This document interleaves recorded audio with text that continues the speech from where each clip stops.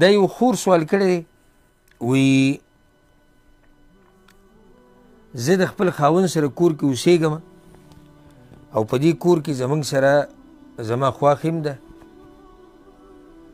او زما د دې خاوند خور هم ده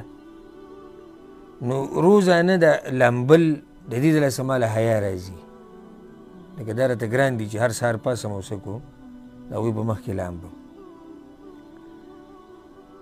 نو آیا زه تیمم کولی شم او که نه الجواب چې انسان د جنابت په حالت کې په ده لازم دي چې غسل به کوي چې یو سړی د جنابت په حالت کې نو په ده باندې څه دي لازم دي چې دی به غسل کوي وإن كنتم جنوبا فطهروا حدیثونه دا خبره واضحه ده خو د دې غسل نه تیمم ته کله وړی شي چې کله اوبه نه او یا اوبه استعمالول ولا نقصان ورکوي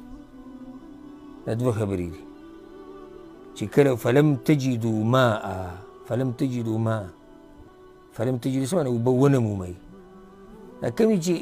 نشي استعمالولی دی هم داسې دی چې لکه او دې لپاره نور روایت هم دي چې اوبه استعمال نقصان ورکوي نو بیا دغه ټیم کې تیمم کولی شي دوه حالات دي دا خور په کوم حال کې ده دا په یو کې هم نه ده نو دې خور ته دا وایو موږ چې ته د حیا د لاسه غسل نشي پرېښودی د حیا د لاسه غسل نشي پرېښودی او بنده له پکار دي چې د الله نه هېرېږي د الله یره دا په ټولو باندې له پاسه ساتي فلا تخشوا الناس واخشون الله د خلکو نه مه هېرېږي زما نه هېرېږي اتخشونهم فالله احق ان تخشوه ان کنتم مؤمنین او حیا ګوره په دوه قسمه ده حیا په څو قسمه ده په دوه قسمه ده یو هغه حیا ده چې شریعت یې زموږ نه غواړي او یو هغه حیا ده چې شریعت یې زموږ نه غواړي شریعت دغه حیا نه منع کړې دا خور چې کومه حیا ذکر کوي دا خو د شریعت خلاف ده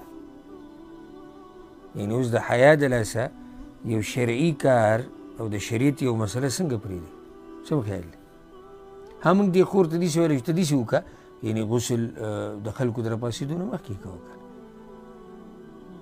داسې ټیم کې وکړي چې خلک کور کې مشران کور کې ودی یا بل ځای کې یا